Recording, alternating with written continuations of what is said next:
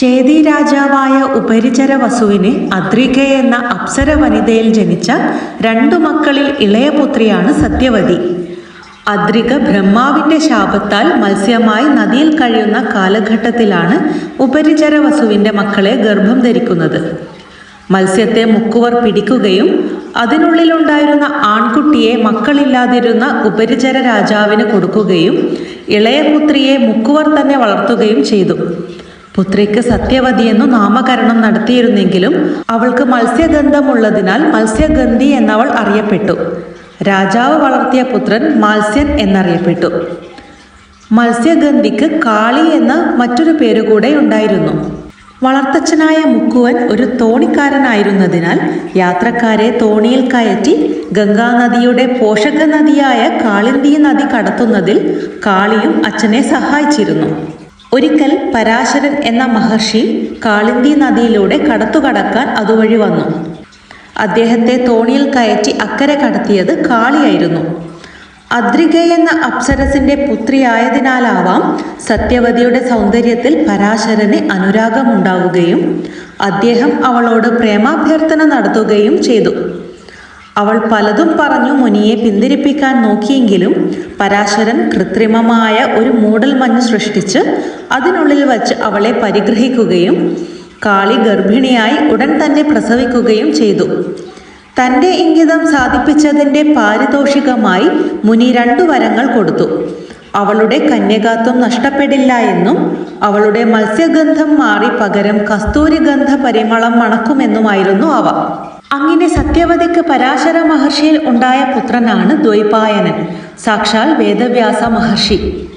വേദവ്യാസൻ ജനിച്ചയുടൻ തന്നെ യുവാവായി തീരുകയും അമ്മയായ സത്യവതി എപ്പോൾ ആവശ്യപ്പെടുമോ അപ്പോൾ അടുത്തെത്തും എന്നറിയിച്ച് കാട്ടിൽ ധ്യാനത്തിനായി പോവുകയും ചെയ്തു. കസ്തൂരിഗന്ധിയായ സത്യവതി വീണ്ടും പഴയ മുക്കുവ കന്യയായി കടത്തുകാരിയായി ജീവിക്കുമ്പോഴാണ് ശന്തനു മഹാരാജാവ് അവിടെ വരുന്നതും അവളിൽ അനുരക്തനാകുന്നതും. പ്രണയാന്ധനായ രാജാവ് സത്യവതിയുടെ പിതാവായ മുക്കുവരാജനെ സമീപിച്ച് തൻ്റെ ആഗ്രഹം അറിയിക്കുന്നു. തൻ്റെ മകളുടെ മക്കൾക്ക് രാജ്യാവകാശം കിട്ടുമെങ്കിൽ മാത്രമേ ഈ വിവാഹത്തിന് താൻ സമ്മതിക്കുകയുള്ളൂ എന്ന് മുക്കുവരാജൻ ശന്തനു മഹാരാജാവിനെ അറിയിച്ചു. പക്ഷെ അതിൽ തൃപ്തനാവാതെ വിവാഹം വേണ്ടെന്ന് വെച്ച് കൊട്ടാരത്തിൽ തിരിച്ചെത്തുന്ന രാജാവിൻ്റെ മനസ്സിൽ നിന്നും സത്യവതിയുടെ രൂപം മായുന്നില്ല.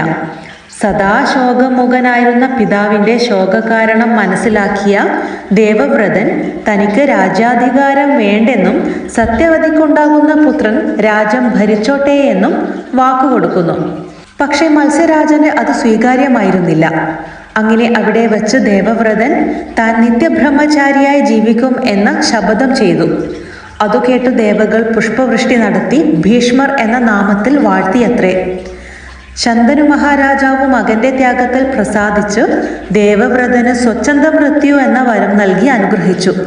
തുടർന്ന് ശന്തനുവും സത്യവതിയും വിവാഹിതരായി. അങ്ങനെ സത്യവതിക്ക് ശന്തനു മഹാരാജാവിൽ നിന്നും 2 പുത്രന്മാരുണ്ടായി, ചിത്രാംഗദനും വിചിത്രവീര്യനും. മഹാഭാരതത്തിൽ ശന്തനുവിൻ്റെയും സത്യവതിയുടെയും ഏറ്റവും ഇളയ പുത്രനായിരുന്നു വിചിത്രവീര്യൻ. ശന്തനുവിൻ്റെ മരണശേഷം വിചിത്രവീര്യന്റെ ജ്യേഷ്ഠ സഹോദരനായിരുന്ന ചിത്രാംഗദൻ ഹസ്തിനപുരിയുടെ ഭരണം ഏറ്റെടുത്തു. ഒരിക്കൽ തൻ്റെ അതേ പേരുള്ള ഒരു ഗന്ധർവനുമായുള്ള യുദ്ധത്തിൽ ചിത്രാംഗദൻ കൊല്ലപ്പെട്ടു. കുട്ടികൾ ഇല്ലാതിരുന്ന ചിത്രാംഗദന്റെ മരണശേഷം രാജ്യഭാരം വിചിത്രവീര്യന്റെ ചുമലിലായി. രാജാവാകുമ്പോൾ ബാലകനായിരുന്നു വിചിത്രവീര്യൻ. അതുകൊണ്ട് ഭീഷ്മറായിരുന്നു ഭരണം നടത്തിയിരുന്നത്. വിചിത്രവീര്യൻ വലുതായപ്പോൾ ഭീഷ്മർ അദ്ദേഹത്തിന് അനുയോജ്യയായ വധുവിനെ അന്വേഷിക്കാൻ തുടങ്ങി. കാശിയിലെ രാജാവ് തൻ്റെ 3 പെൺമക്കൾക്കായി സ്വയംവരം നടത്തുന്നതായി ഭീഷ്മർ അറിഞ്ഞു. വിചിത്രവീര്യൻ നന്നേ ചെറുപ്പമായിരുന്നതിനാൽ അദ്ദേഹം സ്വയംവരം വിജയിച്ചില്ലെങ്കിലോ എന്ന് കരുതി ഭീഷ്മർ തന്നെ സ്വയംവരത്തിൽ പങ്കെടുക്കുകയും കാശി മഹാരാജാവിൻ്റെ പെൺമക്കളായ അംബ, അംബിക, അംബാലിക എന്നിവരെ തൻ്റെ രാജ്യത്തേക്ക് തട്ടിക്കൊണ്ടുവരികയും ചെയ്തു. എന്നാൽ ഇവരിൽ അംബ താൻ സ്നേഹിച്ചിരുന്ന സാലനെ വിവാഹം കഴിക്കാനാണ് താല്പര്യമെന്നു കാണിച്ചു. തുടർന്ന് വിചിത്രവീര്യൻ അംബികയെയും അംബാലികയെയും വിവാഹം ചെയ്തു. വിവാഹം കഴിഞ്ഞ് അധികകാലം കഴിയുന്നതിന് മുൻപേ തന്നെ ക്ഷയരോഗം ബാധിച്ച് വിചിത്രവീര്യൻ നാടുനീങ്ങി. മരണസമയത്ത് വിചിത്രവീര്യന് മക്കളുണ്ടായിരുന്നില്ല. അങ്ങനെ രാജ്യത്തിന് കിരീടാവകാശി ഇല്ലാതെയായി. സത്യവതിയുടെ അപേക്ഷ പ്രകാരം വിചിത്രവീര്യന്റെ പത്നിമാർക്ക് ഓരോ പുത്രന്മാരെ നൽകാമെന്ന് വ്യാസൻ ഉറപ്പു നൽകി. വ്യാസനിൽ അംബികയ്ക്ക് ജനിച്ച പുത്രനാണ് ധൃതരാഷ്ട്രർ. വ്യാസനിൽ അംബാലികയ്ക്ക് ജനിച്ച പുത്രനാണ് പാണ്ഡു. ഇവരെ കൂടാതെ വ്യാസന് തോഴിയിൽ ജനിച്ച കുട്ടിയാണ് വിതുരർ. അദ്ദേഹം ബുദ്ധിമാനും വിവേകിയുമായിരുന്നു. ഹസ്തിനപുരിയുടെ രാജമാതാവായി 3 തലമുറകൾ വാഴാൻ സത്യവതിക്കു കഴിഞ്ഞു.